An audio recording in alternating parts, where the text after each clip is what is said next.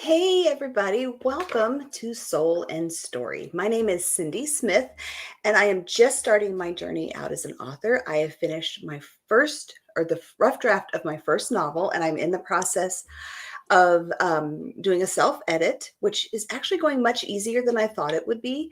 And I love all things Jane Austen and enjoy clean historical romance and contemporary romance. So we are so glad that you could join us today. Yes, welcome. I'm a clean/Christian historical romance author, Sara R. Turnquist, and I'm excited to talk about the topic that we're addressing today, the importance of reviews. Because as an author, writing book reviews is one of the best things you can do to support your favorite authors or just any author in general. It doesn't have to be long and involved, a review. It can be, of course, but even just a sentence or two about what you liked about the book or about the author's writing would Yeah, be absolutely. sufficient. Absolutely. I think that that is so important. It's a really wonderful way to get an author that you like or a book that you like in front of other readers. I don't have any reviews on anything that I've written. Um, I did write a book, a Bible study years ago, and I have like 5 stars, but there's no review, and it doesn't say who left it. So um, I don't know what it's like to have reviews. And so today, instead of us kind of going back and forth, I think I'm going to ask you some questions about book reviews. So, my first question is overall, what is your experience with book reviews? Um, I have had a bit of experience with book reviews. I've had great reviews. I've had middle of the road reviews, and I've had a couple of reviews that just broke my heart a little bit, but we'll talk more about that later. I do think that one of the things that I see frequently in reviews that I like is just a warning about like graphic scenes and things like that. I don't think there's any need to judge an author or a book because of its content. It may just not be for you or your preference. But I know that readers like myself who prefer what we call closed door, where the things that happen between a man and a woman happen behind a closed door off the page, or we also call that clean romance. Um, Sometimes readers like that will check the reviews to see if there are any mentions of anything graphic. It's Mhm. not judgy to say in a review, just to know the book contains and then blah, blah, blah, in addition to writing your review. But remember, be careful about spoilers. That is so unfair to future readers to have the plot twist given away in the reviews. If you want to comment on a plot point is a twist or a surprise or a spoiler, I would highly, highly recommend and even beseech you, my friends, to post a spoilers note early in your review, or even in the title for your review, post the word spoilers. Yeah, absolutely. What you said about like the not wanting to have graphic sex in scenes in a book is important because and I read everything usually on my Kindle or actually on my iPad through the Kindle app. But I have bought books and gotten into them, and I'm like, oh my goodness. So now I'm very, unless I know the author, if I'm going to try a book by a new author, I'm very good about reading the Mhm. reviews. I also have had several book reviews where they do give away the plot, but they will put in, like you said, in the title, spoiler alert. Mhm. Um, and sometimes I'll go back after I read the book and see what people say about it. I'm trying to get better since I've been working with you about leaving reviews for authors that I like. I don't review your books because I Yeah, don't think it would be ethical for me to review your books, but right. I highly recommend them to people. um, but I am trying to get better about leaving reviews for people that I'm reading just because I understand how much that helps them. So, do Mhm. you read all of your reviews or do you prefer to stay away from them? That's a really good question. And the answer to that question is going to vary from author to author. There is no prescribed right or wrong way to approach that. Some authors feel that the reviews are a valuable place to learn what you're strong at, where your weak areas are, what you can kind of work on. And some authors have the opinion that there's nothing to be gained from a review, but either a big head or a very low crash from bad reviews. For me, there have been seasons in my life when I do both. At first, when my first books came out and when I had very few reviews, I read every single review. But I was just starting out, and every review meant the world to me. And they still do. I am in a season right now where I don't look at every review. I will kind of scan them, but I do check the number of reviews every now and again, because there are certain milestones in numbers of reviews that you hit as an author on. Amazon is a great example that once you hit a certain number of reviews, they will start recommending your book and pushing your book with their marketing themselves, which can really help you. But also, if you have a certain average star rating and a certain number of reviews, it can lead to more promotional marketing opportunities for the author and so on. So please do review the books of your author friends, not your author friends. Sorry, I didn't mean to say that.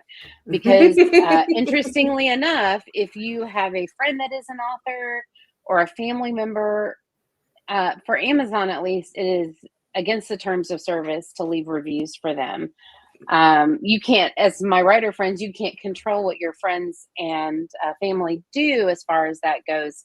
But as an author, to request reviews from your friends and family is, like Cindy said, it's very murky ethically, especially with Amazon, where they tell you don't do that. And you don't want to get to the point where Amazon just says, I'm not going to sell any of your books. Right. Because they're Right. probably one of the biggest marketplaces for where people go to get their books. So you want to be very careful with that, definitely. My next question is, well, actually, before I ask this question, something I thought about when you were speaking. I think that reviews can be more for other readers. I read reviews. So it's almost like a publicity thing. Because I do, I do look at the star reviews, like you said. So like if it's if an author has like a low star review, I might see how many books they've written. And like if it's their first book, they might not have a high, rating, but then I look at the reviews. So I do think that that's just really important. Have reviews ever influenced how you write future books, like character arcs or pacing or themes? I will say this. My first book that came out was a book of my heart. So it was more heart than research. I mean, they all are a piece of my heart. So I would say that I put more heart into it than research. And yes, I had been on location for research. Yes, I had researched the historical tidbits, but there were things about the book that I definitely could have improved on as a writer in the terms of historical, just overall historical writing. So, not surprisingly, early reviews, I noticed that they noticed that. And so I learned and grew from that. I think that there are reviews that when I read them, they're a lifeline for me. They inspire and encourage me so much more than you will ever know. But the first negative review I got said some really harsh things, this individual, and I cried for 2 days. This was my first book. Again, the books are a piece of my heart out in the world in front of everybody, leaving me very vulnerable. But I've learned a few things since then. I've learned to pour my heart into the book when I'm writing it, but once it's done, I have to shift my mindset to realize that the book is a product and the reviews are a reflection of the product and not necessarily of me as a person. And when I did receive that, just, I'm going to say, devastatingly negative review, my therapist at the time taught me to read reviews for any truth that is in them, Mm, anything that I can learn and improve from, and just really throw out the things that are mean and nasty that aren't true. yeah. But it is very, very important, my writer friends, so important. Never respond to reviews, both positive, negative, middle of the road, whatever it is, because even if the reviewer says something that's just patently wrong or false, um, but we as writers need to let the reviewers have the freedom to put their opinion out there. They have a right to their opinion, whether the book was their cup of tea or not. And so they need that space to express that without the fear that the author is going to be like, no, no, it's not, and it just looks Yeah, petty. It just yeah, becomes petty when you do that. right.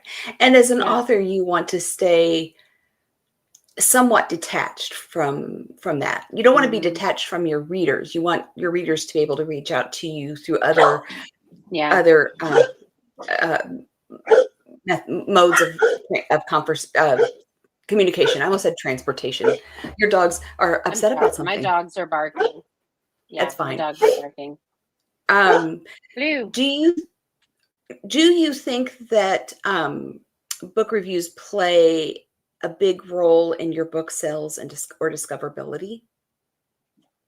I think for some readers, the reviews, the between the number of reviews and the average star rating can play a huge role. For other readers, they don't really care about the reviews. So it is kind of hard to say. From a marketing perspective, the reviews are very important because if I can say in a marketing bout, this book has 100 5-star reviews, that means more to people than this book has 10 5-star reviews, and so on. So you can just hear how those sound very differently. So it is important in your book sales and discoverability. And also, as I said earlier, that Amazon will kind of push your book forward once you reach a certain number of reviews. Yeah, because it wants, I think, Amazon wants to make money. And so if your book is Hmm. selling, they're going to push it. And isn't it, it's hard. I know that you have, Greg helps you behind the scenes with the marketing and stuff, but having to write, but then also kind of have an understanding of the business side is not easy. And reviews are part of the business side of it. And like you said, I like what your counselor said earlier or told you about, like finding the truth in reviews. Um, Hmm. and then also that, do you find that if it would be easy, do you think it would be easy if you were to read all these positive reviews for it to give you kind of a inflated sense of worth? Because we've talked about this and other things. We tend to we want to find our worth in what Christ says about us. But do you think reviews can do that? Like give us a false sense of self and worth? Absolutely. It can give us a big head. This ego that you and I are both referring to, and so I think it's important. First of all, they say that you haven't arrived as an author until you have a bad review, because it shows that there are real people out there reviewing your books on both sides of the spectrum. People that are that your book is their cup of tea, and people that it is not. So the reader is getting a more balanced view of what your book is like. And so I think it's true of writers too, that we need to have a very balanced view of our writing ability. We need to have respect for the craft and respect for the fact that we are apprentices of a craft that no one will become a master of. I think that Mhm. was an Ernest Hemingway quote. I That's could a be good wrong quote. about who to attribute that quote to, but I love that quote. I should remember who said it, but I believe it was Ernest Hemingway that said that. And I love that because we're all students of the writing craft. Yeah. So I think that balanced approach is very important. Yeah. That is so true. Um, My next question deals with platforms. There are a lot of different platforms out there that are helpful for readers to leave reviews, Mhm. like Amazon, Goodreads, BookBub, etc. What platforms do you find that you use the most and are the most helpful? The ones you mentioned are probably the most popular. And again, I'm going to put this caveat out there to be careful, writer friends, about asking relatives and friends to post reviews on Amazon, because it is a violation of the terms of service. Reviews are meant to be objective.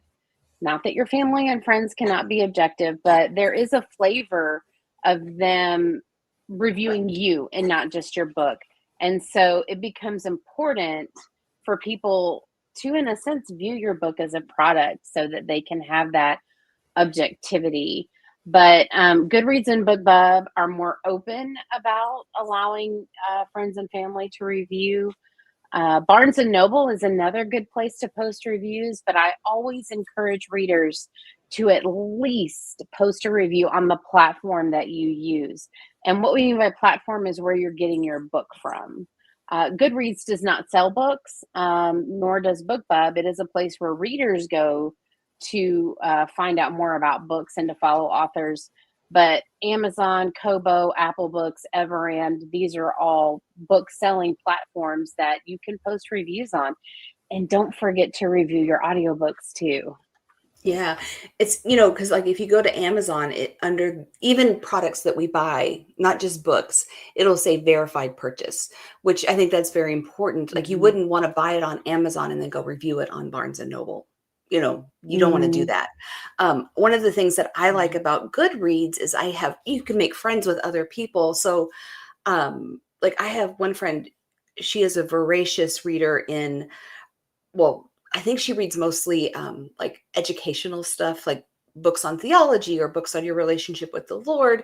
And so I like to go Mhm. to her bookshelf and see what she's reading. So I think that good books or good reads is a good Goodreads, place yeah. to find different books. And so Mhm. do you have an author page? Can you as an author create a page on Goodreads or do you have one? Mhm. I do. I have an author page, and it's called a dashboard that they give me where I can view reviews a little bit easier without having to go to each book individually. I have a place where I can answer questions that readers have left for me. And if when I blogged, I used to blog early in my writing career, it would post the most recent blog there as well. So Goodreads is an awesome platform for that kind of thing, especially if you want to get to know your author a little bit better. They can post things. I'm not as active on BookBub or Goodreads as I would like to be. It's something I want to look to do more of in the future. But I do check on it every now and again just to see if there are questions that people want answered and so on and so forth. Yeah, I like the idea of having a place like on Amazon where they can review your book, but also having the availability through Goodreads to maybe reach out to you and get to know you better as an author. I know that you Mhm. have an author page on Amazon, but there's really no way to contact you or see what you're doing. So I think the two of those are really good. This has really been for me, starting out as an author. This has been very encouraging for me. I know today's a little shorter than we normally have, but I think that this is an important topic for authors, inspiring authors. It's also a good reminder for readers how they can encourage and help their favorite authors get out there, because that is the whole purpose of the books that you write. And while your books are very entertaining too, your each of your books has a message. There's something that you can learn. It's not just entertainment, but it's entertainment with a message. Mhm. And so um, there's hope. The message in your book is hope. And I think that in Mm. today's society, it's very important that people are able to um, say, hey, this book encouraged me. It's entertaining, but it also encouraged me. It has a really good message. So for the readers, share, go to Goodreads, create a Mm. bookshelf with the books, Sarah's books, or any, not just Sarah's books, but books in general. Write reviews. on if you wherever you purchase the books. But yeah, this has been very helpful, and I would love to hear their experiences. Like, how do they go about reviewing? Do they use Goodreads? And then maybe other authors that follow us. What has been their experience with reviews? Yeah, absolutely. I think what you're saying is very true, that authors have a message that they're trying to get out. My story, my personal story is one of overcoming, and so there's a piece of that in every single one of my books because it's near and dear to my heart. Yeah. So, thank you, Cindy, for this opportunity to share a little bit more for myself and on behalf of my author friends out there that are really looking for those reviews. If you want to follow me on Goodreads, please feel free to do so. I would love to engage with you there. You can also follow my journey through my newsletter. You can sign up for that at saraturnquist.com. And I will gift you a free ebook as my thank you for signing up for my newsletter.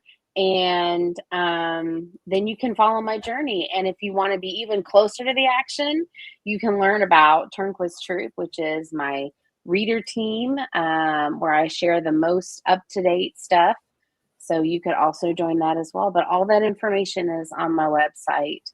And I hope that you all have found some piece of encouragement to leave reviews. It can really mean everything to the author, especially an author who's just starting out. Thank you all for tuning in.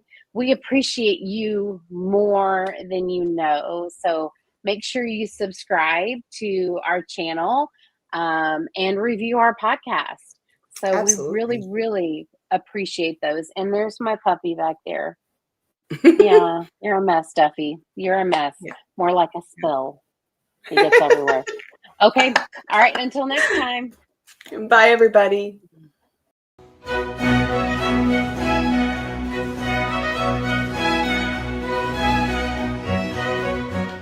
Thank you for listening. This episode is over, but your writing journey continues. Visit saraturnquist.com to find links to help you achieve your writing dream.